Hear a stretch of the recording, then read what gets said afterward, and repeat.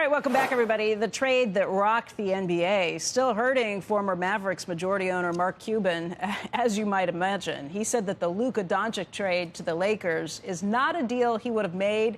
Look, in the past, he has talked about how if he had to choose between his wife and Luka, he'd be at the lawyer's office writing up divorce papers to go around with this. Luka was his idea. Luka was what he thought was the absolute future of the franchise. He has not spoken publicly about it until this past week when he joked about it with Bill Gates about that trade on Friday evening. So I wanted to start off with a question because you've been in unique situations, and maybe you can help. If after you left Microsoft, you found out that Steve Ballmer traded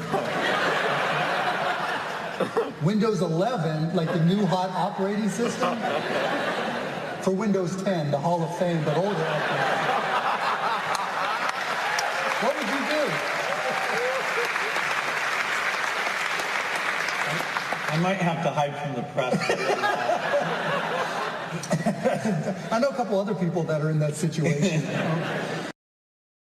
Again, Mark hasn't spoken publicly about this. There's video out there of him supposedly seeing the trade on the phone for the first time when people, and kind of like almost dying, right, seeing this reaction. Other people have said, who cover him and have covered this the whole time, have said that not only would he not have done this trade, any GM who brought this to him would probably not be there the next day because he would have thought he was high for doing something like this. I actually reached out to Mark and tried to get him to come on the show today to talk about it. He says he can't talk about it right now. I don't know if that's just because it's too painful to him. GMs are one thing. Did he really say that about his wife?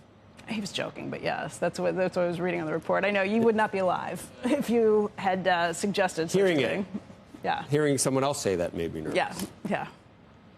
Anyway, it's just that he saw him as the future of the franchise. Well, as, by the way, did the fan. As did the fans. But he doesn't own the team anymore. He doesn't own the team anymore, so he doesn't get to say, but it pains him, and it's been an interesting thing to watch. And by the way, there have been death threats against the GM who did make this decision. He's not going to be able to sit down in the stands with this. Fans are furious. I saw Anthony Davis had like 29 points in the first half. Anthony Davis is amazing, but he's in his 30s. 32. Yeah. Right.